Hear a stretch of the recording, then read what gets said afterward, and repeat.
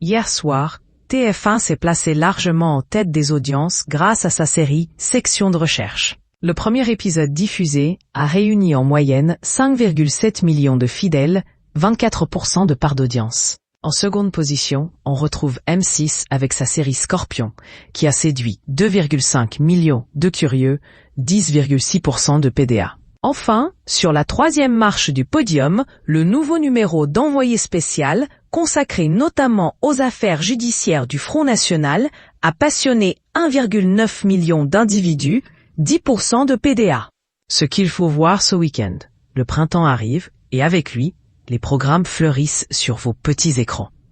3 programmes ont retenu l'attention de la rédaction pour ce week-end du 17 mars. Vendredi, le documentaire « Je me présente, je m'appelle Daniel », diffusé sur France 3, rend hommage à l'un des artistes les plus talentueux de sa génération, populaire et engagé.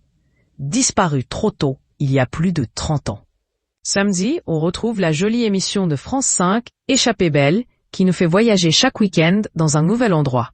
Avec cette semaine, une invitation à nous plonger dans le cœur de la France, dans la région authentique et préservée du Berry.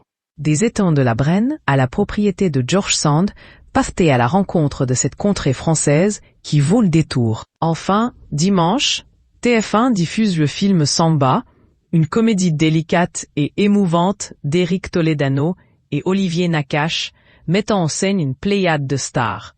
D'Omar Sy à Charlotte Gainsbourg, en passant par Tahar Rahim et Isia Higela. Dans un autre registre, vous pourrez découvrir une émission totalement inédite sur C8. Présidentielle, candidat au tableau, mettant en scène les politiques à l'école, se confrontant aux questions d'enfants d'une dizaine d'années. Bon week-end, télé à tous. Synopsis. Plus de 30 ans après sa disparition, le 14 janvier 1986, le réalisateur Didier Varro dresse le portrait de ce talentueux artiste, à la fois ancré dans son époque et visionnaire. Dans le studio où il passa la dernière année de sa carrière, sa fille, Johanna, qui ne l'a jamais connue, Claire, sa grande sœur, Catherine Ferry, son amour de jeunesse, le critique rock Yves Bigot, Monique Lemarcis, programmatrice musique de la station de radio RTL, évoquent l'homme et l'artiste. La nouvelle génération, avec Christine and the Queens et le rappeur Orelsan, évoque l'immense influence de Daniel. Synopsis. Jérôme Pitorin découvre Bourges, sa cathédrale Saint-Étienne, le conseil du département, puis les marais de la ville, poumon vert de l'agglomération. Il se rend ensuite à la propriété de George Sand, où il rencontre le jardinier du domaine. Au marché de la volaille de Saint-Au, il retrouve Francis Lasne, qui défend la poule noire du Berry, et Philippe Hubert, qui se consacre à l'âne noir du Berry. Jérôme s'offre également une virée en vol à voile, participe à un entraînement de horseball, visite les coulisses des ateliers de cuir de Baudin-Joyeux et enfile un kilt à Aubigny-sur-Ner avant de découvrir les étangs du parc de la Brenne.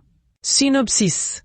Samba, sénégalais en France depuis 10 ans, collectionne les petits boulots. Alice est une cadre supérieure, épuisée par un burn-out. Lui essaye par tous les moyens d'obtenir ses papiers, alors qu'elle tente de se reconstruire par le bénévolat dans une association. Chacun cherche à sortir de son impasse jusqu'au jour où leurs destins se croisent. Entre humour et émotion, leur histoire se fraye un autre chemin vers le bonheur.